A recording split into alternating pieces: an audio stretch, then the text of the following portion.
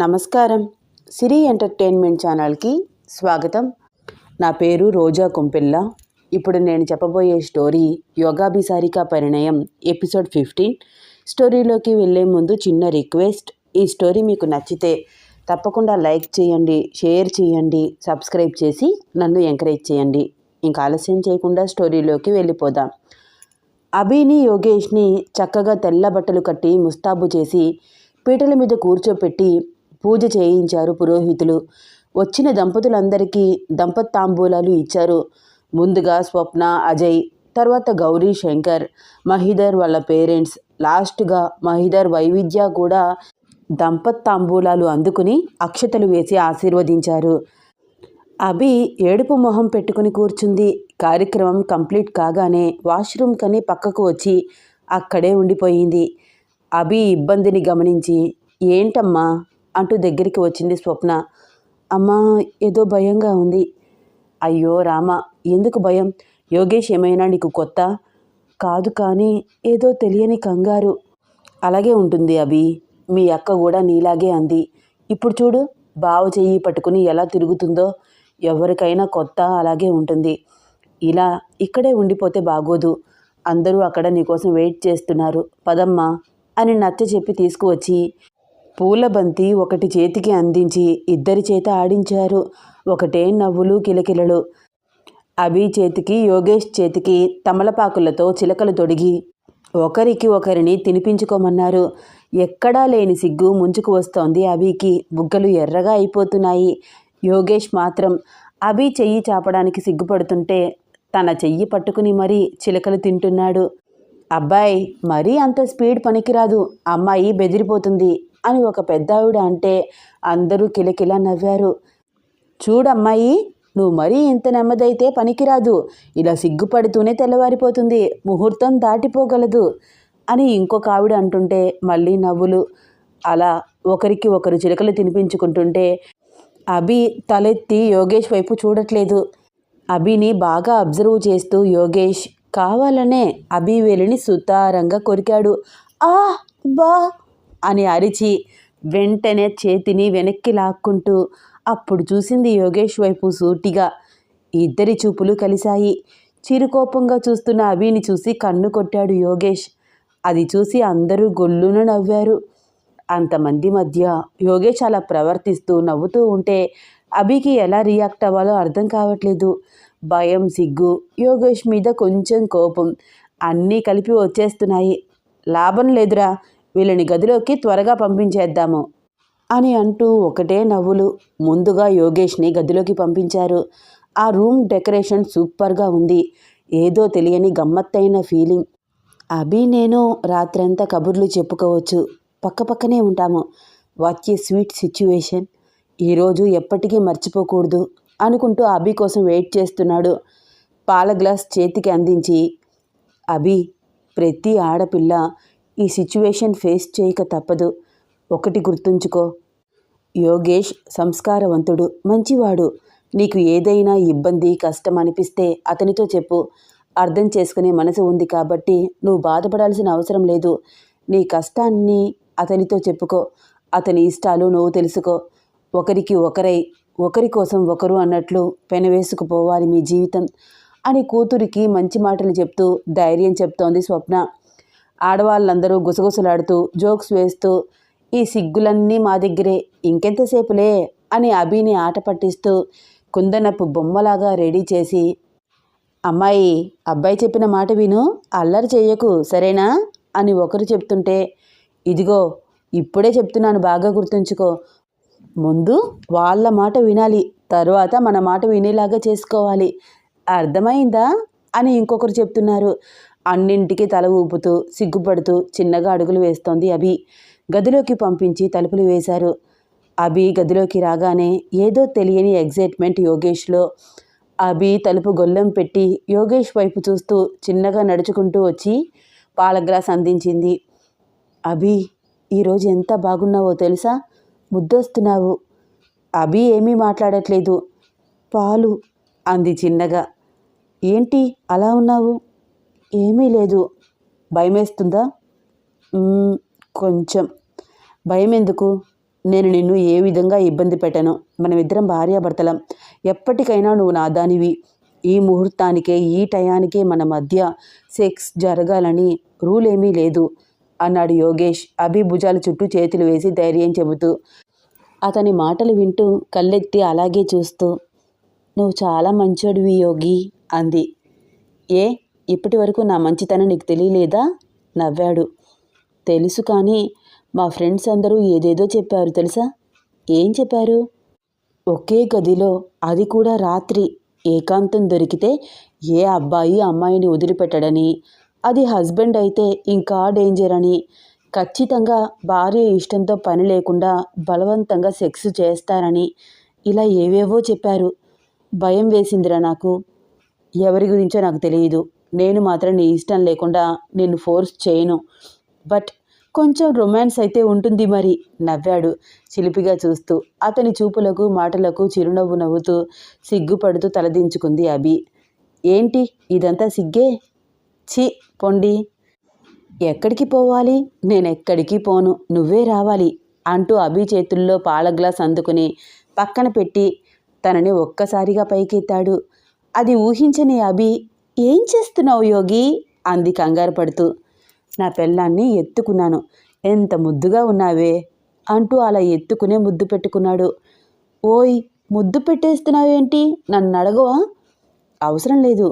ఇప్పుడు నేను నీ హస్బెండ్ని కదా, సో ఇలాంటి చిన్న చిన్న వాటికి పర్మిషన్ అవసరం లేదు. ముద్దు పెట్టుకోవచ్చు, హక్ చేసుకోవచ్చు అన్నాడు యోగేష్ చిరునవ్వు నవ్వుతూ. తెల్లని శరీరము, ఎత్తుకు తగ్గ హైటు, ఒత్తైన జుట్టు, నల్లని మీస కట్టు కింద గులాబీ రంగుల పెదవుల మధ్య అతను నవ్వుతున్నప్పుడు తలుక్కున మెరుస్తున్న పలువరుస. భర్త వైపు అలాగే చూస్తూ చేతులతో యోగేష్ మొహాన్ని దగ్గరికి తీసుకుని నుదుటి మీద ముద్దు ఇచ్చింది. ఏంటి, నువ్వు కూడా ముద్దిస్తున్నావు? మరి నువ్వు నా పర్మిషన్ తీసుకోవా అడిగాడు. ఇప్పుడే నా హస్బెండ్ చెప్పాడు ఇలాంటి వాటికి పర్మిషన్ అవసరం లేదుట. తాను కూడా నవ్వింది. అభిని అలాగే ఎత్తుకుని తీసుకువెళ్ళి బెడ్పై కూర్చోపెట్టాడు. రూమ్ డెకరేషన్ బాగుంది కదా? చుట్టూ చూస్తూ అడిగాడు. అవును, చాలా బాగుంది. నాకు ఈ క్షణాలు ఎంత మధురంగా అనిపిస్తున్నాయో చెప్పలేనే. నువ్వు నేను ఒకే గదిలో, ఒకే బెడ్ పైన. మనకి పెళ్ళైపోయింది. అందరి దృష్టిలో ఫస్ట్ నైట్ కూడా అయిపోయినట్లే. తన భుజాలతో అభి భుజాన్ని చిన్నగా తట్టాడు. అయితే ఏంటి? కనురెప్పలు ఎగరేస్తూ యోగేష్ చూపులను మాటలను గమనిస్తూ అంది అభి. అయితే ఏమిటి అని అంత ఈజీగా చెప్పేస్తున్నావు? మామూలు మాటలా? నువ్వు నేను ఒక్కటి అవడం అంటే? ఎంత కథ నడిచింది అంతకు ముందంతా. అవును, మన కలయిక కథలాగా ఉంటుంది కదా యోగి. ఎవరికి చెప్పినా నమ్మరు. నిజంగా గత జన్మలు ఉంటాయా అంటూ మనం చెప్పేదంతా కట్టు కదా అని అనుకుని నవ్వేస్తారు. కానీ నువ్వు నేను విధి ఆడిన వింత నాటకంలో పాత్రధారులమని మనకి మాత్రమే క్లారిటీగా తెలుసు. ఇదంతా చూసిన తర్వాత నాకు ఒక విషయంలో క్లారిటీ వచ్చింది యోగి. ఏమిటది? ఖచ్చితంగా నిజమైన ప్రేమ ఎప్పటికీ గెలుస్తుందని, మనలాగా అంటూ అతని భుజాలపై తలవాల్చింది. అభిని దగ్గరగా పొదువుకుంటూ నుదుటి మీద ముద్దు పెట్టాడు. అబ్బా, నీ మీసాలు గుచ్చుకుంటున్నాయి. ఓయ్, మరీ ఇంత సుకుమారం అయితే కష్టమే. చిన్నగా అలవాటు చేసుకో అభి. ఎలా అలవాటు చేసుకోవాలి? నేను చెప్తానుగా అంటూ తన చేతుల మీద, బుగ్గల మీద, మెడవంపుల్లో వరుసగా ముద్దులు పెడుతున్నాడు. యోగేష్ ఊపిరి స్పర్శ, మీసాలు తన శరీరాన్ని సుతారంగా స్పృశిస్తుంటే ఒళ్ళంతా విద్యుత్ ప్రవహిస్తున్నట్టు గూస్ బంప్స్ వస్తున్నాయి. అబ్బా యోగి, నాకు కితకితలు వస్తున్నాయి. కొత్త కదా, అలాగే ఉంటుంది. అలవాటు చేసుకో మరి నా కోసం అన్నాడు రిక్వెస్ట్గా. బాబోయ్, ఏం చేస్తున్నావు నువ్వు? ఎక్కడెక్కడో చేతులు వేస్తున్నావేంట్రా? ప్లీజే, ఏం కాదు. చిన్న చిన్న రొమాన్సే కదా. Deep romance వద్దన్నావు. ఓకే చెప్పానుగా. ఏమిటిది? ఆల్మోస్ట్ నా బాడీ మొత్తం టచ్ చేస్తున్నావురా నువ్వు. ఇది టూ మచ్ అంటూ యోగేష్ని తోసేస్తోంది. అబ్బా అభి, నేనేమీ చెయ్యనే, జస్ట్ ఊరికే చూస్తాను అంతే. ఏం చూస్తావు? నీ మొహం. అభి మాటలకు నవ్వుతున్నాడు యోగి. ఎందుకలా దూరం దూరం పారిపోతున్నావు? సర్లే, ఏమీ చెయ్యనురా బ్రతిమలాడాడు. నిజంగా ఏమి చెయ్యవుగా? అబ్బా, నా మీద నీకు నమ్మకం లేదా? రావే. యోగేష్ అంత గట్టిగా చెప్పడంతో అభి చిన్నగా వచ్చి మళ్ళీ బెడ్ మీద కూర్చుంది. ఆకలేస్తుందా? ఏమైనా తింటావా? అడిగాడు. లేదు, నీకు ఆకలేస్తుందా? అడిగింది. అవునే, బాగా ఆకలేస్తుంది. ఫ్రూట్స్ తిందాము అంటూ అక్కడ ఉన్న ఫ్రూట్స్ తీసి కట్ చేసి అభికి ఇచ్చి తాను కూడా తిన్నాడు. ఇద్దరూ ఫ్రూట్స్ తింటూ ఒకరిని ఒకరు చూసుకుంటున్నారు. పాలు తాను తాగి అభికి ఇచ్చాడు. అభి మొదట్లోలాగా ఇంగిలి అనట్లేదు. నవ్వుతూ యోగేష్ అందించిన పాలు తాగింది. సరే, నాకు నిద్ర వస్తోందిరా. నిద్రపోయి 4-5 రోజులవుతుంది. కళ్ళు బాగా మంటలు వస్తున్నాయి అంది కళ్ళు నలుపుకుంటూ అభి. సరేదా, నిద్రపోదాం అంటూ తన చెయ్యి చాపి పిలుస్తున్నాడు. ఎక్కడికి రావాలి? నేను ఇటువైపు పడుకుంటాను, నువ్వు అటువైపు పడుకో అంది అభి. అబ్బాచ్చా, అంత సీన్ లేదు బేబీ. ఉత్తర ధ్రువం ఒకరు, దక్షిణ ధ్రువం ఒకరు పడుకోవడానిక పెళ్లి చేసుకుంది. పాపం చిన్నపిల్ల భయపడుతోంది అని ఊరుకుంటున్నాను. అలానే అన్నింటికి నీ ఇష్టం అంటే కుదరదు. కౌగులించుకుని నిద్రపోవాల్సిందే అన్నాడు అలిగినట్టు ఫేస్ పెట్టి. ఏంటి కౌగులించుకుని నిద్రపోతావా? హా మరి, అప్పుడే నాకు నిద్ర వస్తుంది. ఇది మరీ బాగుంది. నువ్వు నన్ను అలా పట్టుకుంటే నాకెలా నిద్ర వస్తుంది? ఎందుకు రాదు? చిన్నప్పుడు పిల్లలు స్కూల్కి వెళ్ళరు, బలవంతంగా పేరెంట్స్ పంపిస్తారు, తర్వాత అలవాటైపోతుంది కదా. అలాగే ఇది కూడా అంటూ అభి చెయ్యి పట్టుకుని దగ్గరికి లాక్కున్నాడు. లెఫ్ట్ హ్యాండ్తో ఏసీ ఆన్ చేశాడు. రూమ్ అంతా చల్లగా అవుతోంది. అభి యోగేష్ గుండెల మీద తలవాల్చింది. యోగేష్ తన చేతితో అభి నడుముని చిన్నగా స్పృశిస్తున్నాడు. ఏం చేస్తున్నావురా? అడిగింది కనురెప్పలు ఎగరేసి ఒక చేత్తో యోగేష్ చేతిని తీసేస్తూ. భలే సన్నగా ఉంది నీ నడుము అభి అంటూ అలాగే వేళ్ళు ఆడిస్తున్నాడు. నువ్వు చేయిటి, నాకు కితకితలు వస్తున్నాయి. సర్లే, ఇక నేను వీణ మీటినట్టు మీటను, చెయ్యి వేస్తాను, కితకితలు రావు అంటూ గట్టిగా తన నడుముని పొదివి పట్టుకుని గుండెలకు అభిని హత్తుకుంటూ బొజ్జో బొజ్జో, బుజ్జికొండ బొజ్జో అన్నాడు. యోగేష్ మాటలు ప్రేమ చూసి మురిపెంగా నవ్వుతూ అతని గుండెల మీద అలాగే నిద్రపోయింది అభి. మార్నింగ్ 4 అవుతూ ఉండగా చిన్నగా కళ్ళు తెరిచింది. తన ఒంటి నిండా దుప్పటి కప్పి దూరంగా సోఫాలో కూర్చుని ల్యాప్టాప్లో ఏదో టైప్ చేస్తున్నాడు యోగేష్. ఏం చేస్తున్నావు యోగి? కళ్ళు నలుపుకుంటూ చిన్నగా లేచింది. అప్పుడే ఎందుకు లేచావే? నిద్రపో. 4 o'clock అయింది. ఇప్పుడు చాలా టైం ఉంది, రెస్ట్ తీసుకో. నువ్వెందుకు నిద్రపోలేదు? నాకు నిద్ర రాలేదే. పైగా ఫస్ట్ నైట్ రోజు మనసుకు నచ్చిన అమ్మాయి అలా కౌగులించుకుని పడుకుంటే ఏం నిద్ర వస్తుంది? పిచ్చి పిచ్చి ఫీలింగ్స్ వస్తున్నాయి. ఒకవేళ ప్రొసీడ్ అయిపోతే చిన్న పిల్లలాగా నువ్వు ఏడుస్తావని భయం వేసి నిన్ను డిస్టర్బ్ చేయకుండా ఇటు వచ్చి కూర్చుని టికెట్స్ బుక్ చేస్తున్నాను.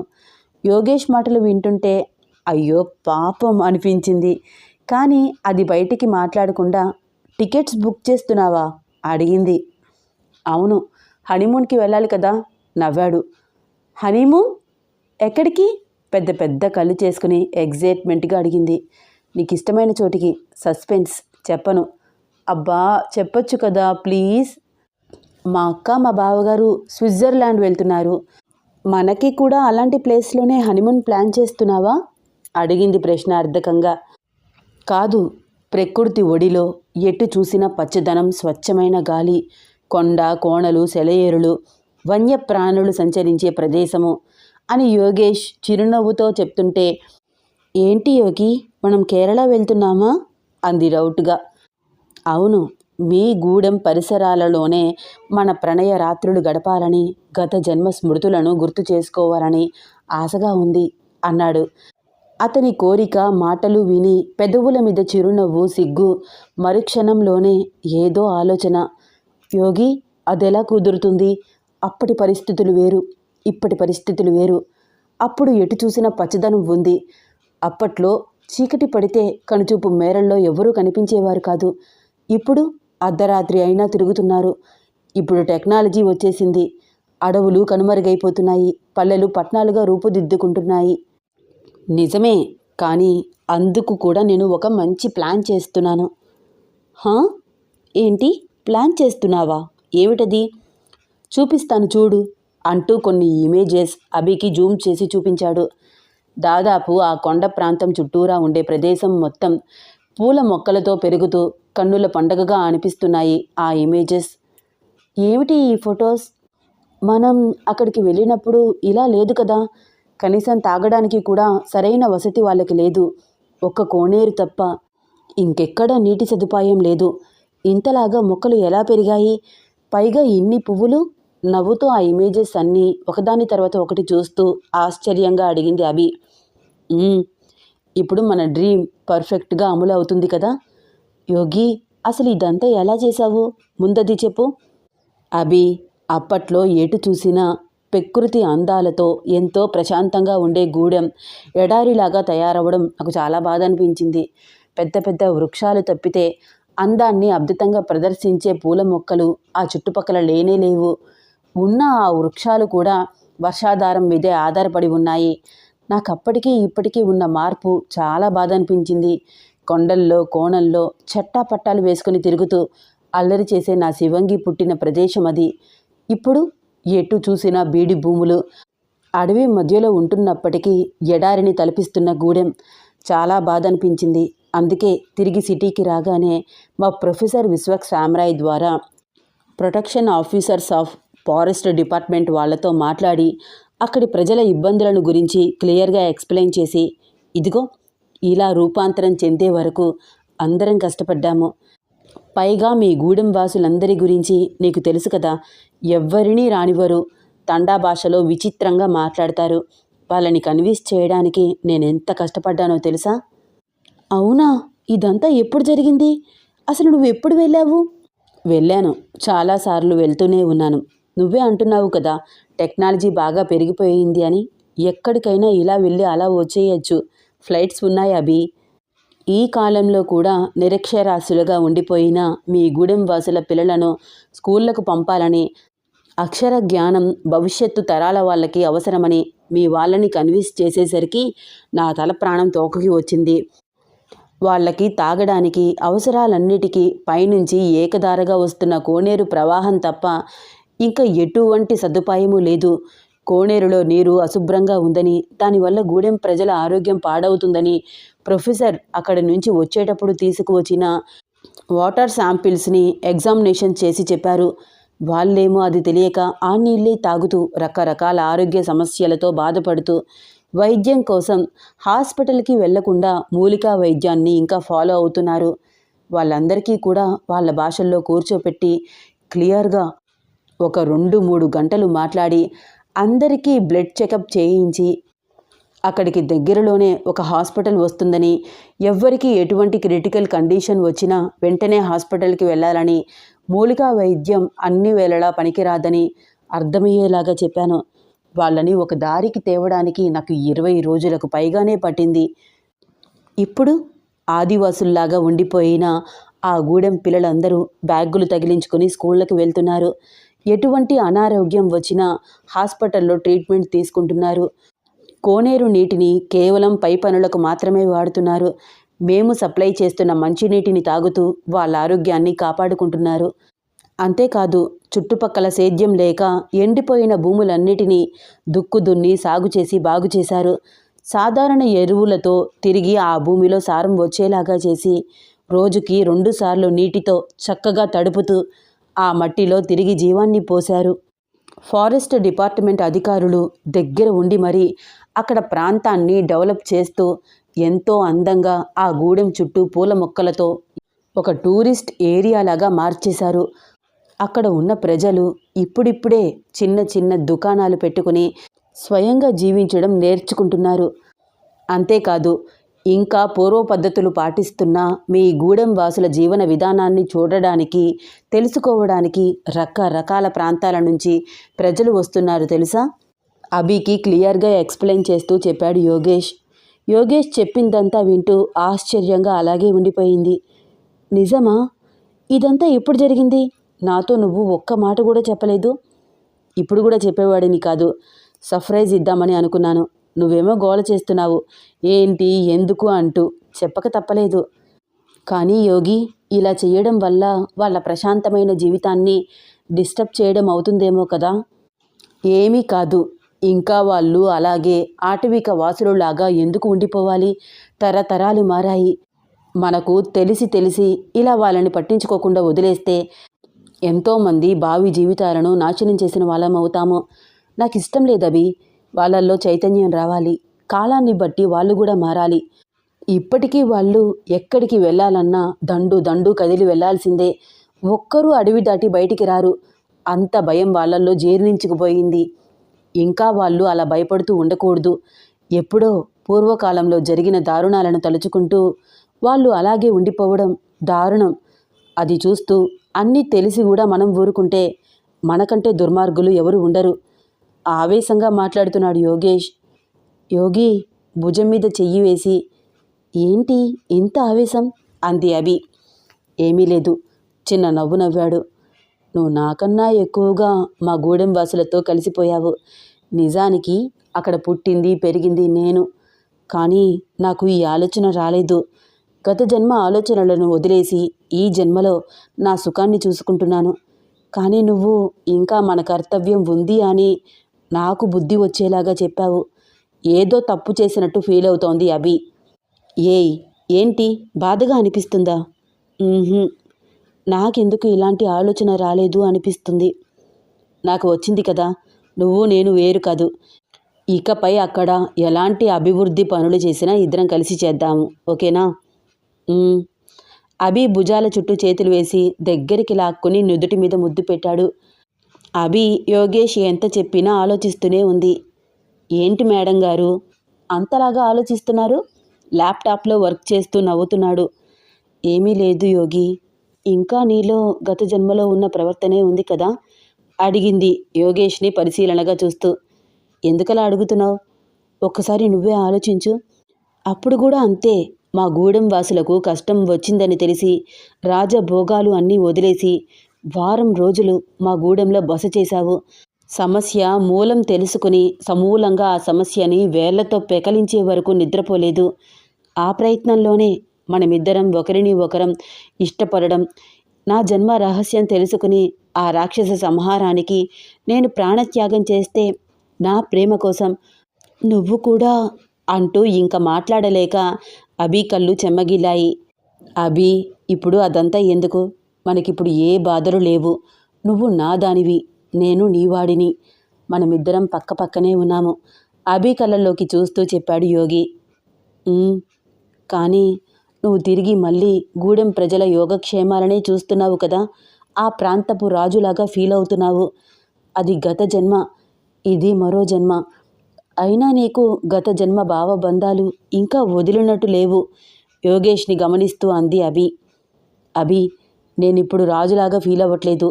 మదర్ ప్రామిస్, నువ్వు కంగారు పడకు. కానీ నేను మనిషిని అన్న విషయాన్ని మాత్రం మర్చిపోలేను. ఒక మనిషిగా సాటి మనిషి ఎదుగుదల అనేదే తెలియకుండా అలాగే పడి ఉండడం చూడలేకపోతున్నాను. అందులోనూ పసిపిల్లలు ఉన్నారు. జంతువులను వేటాడుతూ చెట్లను కొమ్మలను పట్టుకుని ఊగుతూ అడవుల్లోనే వాళ్ళ భావి జీవితాన్ని గడిపేస్తున్నారు. కరెక్ట్ కాదు కదా. అందుకని వాళ్ళకి ఒక మంచి మార్గాన్ని చూపించాలని అనుకుంటున్నాను. బాగుంది నీ ఆలోచన. కానీ అన్నింటికంటే ఆశ్చర్యకరమైన విషయం వాళ్ళు నీ మాట వినడం. అసలు వాళ్ళని ఎలా వినేలాగా చేశావు? నవ్వుతూ అడిగింది. ఎందుకు వినరు? మనం ఆ గూడానికి తరలి వచ్చిన కారణ జన్ములమని వాళ్ళ విశ్వాసం. ముందు వాళ్ళకి నచ్చ చెప్పడానికి ఫారెస్ట్ ఆఫీసర్సే వెళ్ళారు. కానీ వాళ్ళు బాణాలతో దాడులు, పెద్ద పెద్ద శబ్దాలు చేస్తూ, దండోరా వాయిస్తూ, నోటితో విచిత్ర శబ్దాలు చేస్తూ, చెట్లపై నుంచి దూకుతూ వెళ్ళిన ఆఫీసర్స్ని హడలు కొట్టేశారు. కొంతమంది ఆఫీసర్స్కైతే గాయాలు కూడా అయ్యాయి. అందుకనే అప్పటికప్పుడు నేను ఇక్కడి నుంచి కేరళ బయలుదేరాల్సి వచ్చింది. విశ్వక్ సామ్రాయ్ నన్ను అర్జెంటుగా రమ్మని చెప్పారు. ఫ్లైట్లో వెళ్ళాను. ఈవినింగ్ వరకు వాళ్లతోనే ఉన్నాను. నన్ను చూడగానే వాళ్ళందరూ గుర్తుపట్టి దండాలు పెడుతుంటే నాతో పాటు వచ్చిన ఆఫీసర్స్ అందరూ నోళ్ళు వెళ్ళబెట్టుకుని అలాగే చూశారు. వాళ్ళు మాట్లాడుతుంటే ఒక్క ముక్క కూడా అర్థం కాని మా ఆఫీసర్స్ తలలు బద్దలు కొట్టుకుంటే వాళ్ళ భాష నాకు తెలియడం వాళ్ళకంతకంటే ఆశ్చర్యంగా అనిపించింది. నేను వాళ్ళతో మాట్లాడుతూ ఆధునిక భాష, వస్త్రాలంకరణ, మాట తీరు, బాడీ లాంగ్వేజ్ అన్నీ నేర్చుకోవాలని ఆజ్ఞాపిస్తున్నట్టే మాట్లాడాను. వాళ్ళందరినీ ట్రీట్ చేయాలి అంటే కొన్ని రోజులు నువ్వన్నట్లే నేను రాజునైతే ఏ నష్టమూ లేదు కదా, నవ్వాడు. యోగేష్ మాటలు వింటూ గెడ్డం కింద 2 చేతులు పెట్టుకుని అలాగే చూస్తోంది అభి. సో అయితే మన హనీమూన్ అక్కడే అంటావా, అడిగింది సిగ్గుపడుతూ చిరునవ్వుతో. అక్కడే. పైగా అక్కడ నువ్వు మహారాణివి తెలుసా, కాలు కింద పెట్టనివ్వరు. నువ్వు వస్తున్నావని తెలిస్తే చాలు సంబరం జరుపుకుంటారు, చెప్పాడు యోగేష్. నాకు గతం గుర్తు రాకముందు వాళ్ళని చూస్తే చాలా భయం వేసింది. కానీ గతం గుర్తుకు వచ్చాక నా భయానికి అర్థం లేదనిపిస్తోంది. నేను వాళ్ళల్లో ఒకరిగా జీవించిన అమ్మాయిని. ఇప్పటికీ ఆ గూడెంలో నా విగ్రహం ఉంది. వాళ్ళందరూ నన్ను ఒక దేవతలాగా పూజించారు. కానీ నేను వాళ్ళ కోసం ఏమీ చేయలేదు కదా.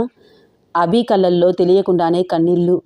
ఏమీ చేయకపోవడం ఏమిటి, గుర్తులేదా? నువ్వు వాళ్ళ మంచి కోరే ప్రాణత్యాగం సైతం చేశావు. ఎవరు చేస్తారు చెప్పు అలాగా? ఈ జన్మలో నీకు అంత మెచ్యూరిటీ లేదు, మట్టి బుర్ర అంటూ మొట్టికాయ వేశాడు నవ్వుతూ. అబ్బా, ఎందుకురా కొడతావు? అప్పటికి నువ్వు చాలా పెద్ద గొప్ప మేధావివి అన్నట్లు తిరిగి కొట్టింది అభి. అభి అలా కొడుతుంటే ల్యాప్టాప్ పక్కన పెట్టేసి, నీ ఎంకమ్మ, నీ మొగుడు ఎప్పుడు మేధావే కాదంటావా?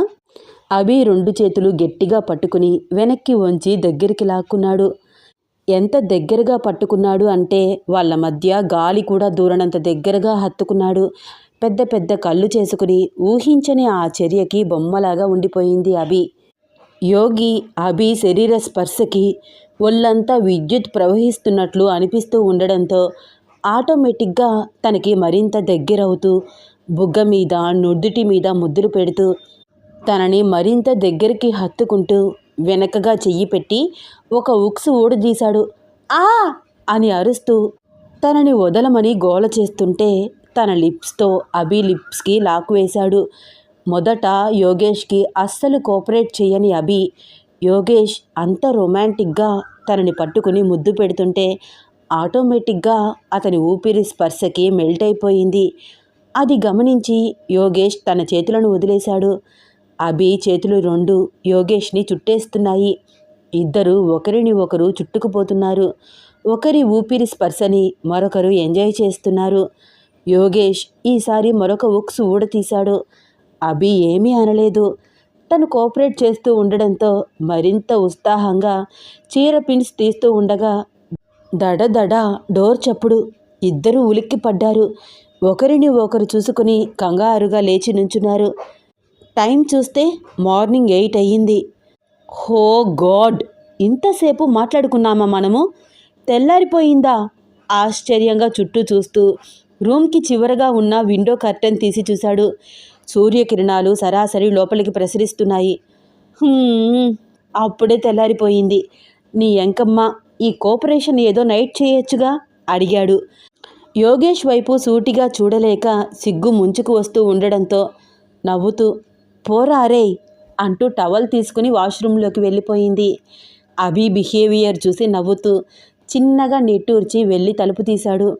గౌరీ 2 కప్పుల్లో కాఫీ తీసుకువచ్చి యోగేష్కి అందిస్తూ సారీరా, డిస్టర్బ్ చేశానా నవ్వుతూ అంది. అయ్యో అలాంటిదేమీ లేదమ్మా అంటూ కాఫీ కప్స్ అందుకున్నాడు.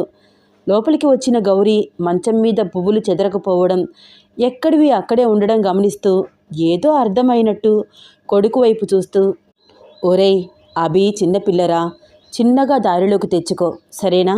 ఇంతకంటే ఎక్కువ చెప్పలేను. చెట్టంత ఎదిగిన కొడుకుతో ఈ మాత్రం మాట్లాడడమే ఎక్కువ అంటూ భుజం తట్టి ఇంకక్కడ ఉండలేక చిరునవ్వు నవ్వుతూ బయటికి వచ్చేసింది గౌరీ. అభి చక్కగా ఫేస్ వాష్ చేసుకుని బయటికి వచ్చేసరికి వేడి వేడి కాఫీ రెడీగా ఉంది. కాఫీ సిప్ చేస్తూ యోగేష్ వైపు చూసి చూడనట్టు చూస్తోంది. యోగేష్ కూడా ఫ్రెష్ అప్ అయి వచ్చి కాఫీ తాగుతున్నాడు. ఒకరిని ఒకరు దొంగచూపులు చూసుకుంటున్నారు, చిలిపిగా నవ్వుకుంటున్నారు. ఎందుకే నన్ను అలా ఏడిపిస్తావు? నీకు కూడా చాలా ఫీలింగ్స్ ఉన్నాయి, కోఆపరేట్ చేయొచ్చు కదా అడిగాడు. ఏం మాట్లాడుతున్నావురా, సిగ్గులేదా? పెళ్ళం దగ్గర కూడా సిగ్గుపడుతూ కూర్చోమంటావా? కొత్త పెళ్ళాన్నిరా నేను, మరీ ఇంత డైరెక్ట్ అయిపోతున్నావేంటి? కొత్త పెళ్ళం పాత పెళ్ళం ఏమీ లేదు, పెళ్ళానివే కదా. నా ఫీలింగ్స్ నీతో కాక ఎవరితో చెప్పాలి? నువ్వు కూడా నీ ఫీలింగ్స్ నాతో షేర్ చేసుకోవాలి. లోపల ఉంచుకుంటే ఎలాగే? నాకేమీ అన్ని ఫీలింగ్స్ లేవు తడబడుతూ అంది అభి. నీ ఎంకమ్మ అన్ని అబద్ధాలు ఆడుతున్నావు.